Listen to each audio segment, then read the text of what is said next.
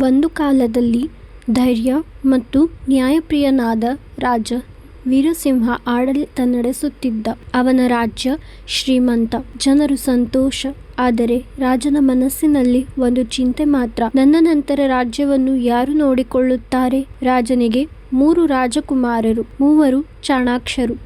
ಆದರೆ ಯಾರು ಸತ್ಯವಂತ, ಯಾರು ರಾಜ್ಯಕ್ಕೆ ಯೋಗ್ಯ, ಇದು ಪರೀಕ್ಷಿಸಬೇಕು ಎಂದು ರಾಜನು ನಿರ್ಧರಿಸಿದ.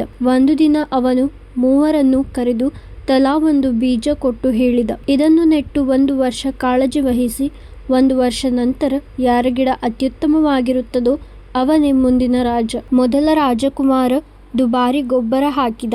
2ನೇ ರಾಜಕುಮಾರ ಅನುಭವಿಗಳಾದ ತೋಟಗಾರರನ್ನು ಕರೆಸಿಕೊಂಡ. 3ನೇ ರಾಜಕುಮಾರ ಮಾತ್ರ ದಿನವೂ ಮಡಿಕೆಗೆ ನೀರು ಹಾಕುತ್ತಿದ್ದ, ಸೂರ್ಯಪ್ರಕಾಶ ಕೊಡುತ್ತಿದ್ದ. ಆದರೆ ದಿನಗಳು ಕಳೆದರೂ ಗಿಡವೇ ಬೆಳೆಯಲಿಲ್ಲ. ಅವನು ಆತಂಕಗೊಂಡ. ನಾನು ವಿಫಲನೆ ಎಂದು ದುಃಖಪಟ್ಟ.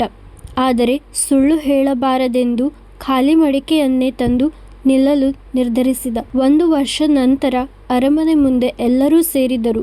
ಮೊದಲ ಒಬ್ಬರ ಗಿಡಗಳು ದೊಡ್ಡದು, ಹೂಗಳಿಂದ ತುಂಬಿದವು. 3ನೇ ರಾಜಕುಮಾರ ಮಾತ್ರ ಖಾಲಿ ಮಡಿಕೆ ಹಿಡಿದು ನಿಂತ. ಜನರು ನಗಲು ಶುರು ಮಾಡಿದರು.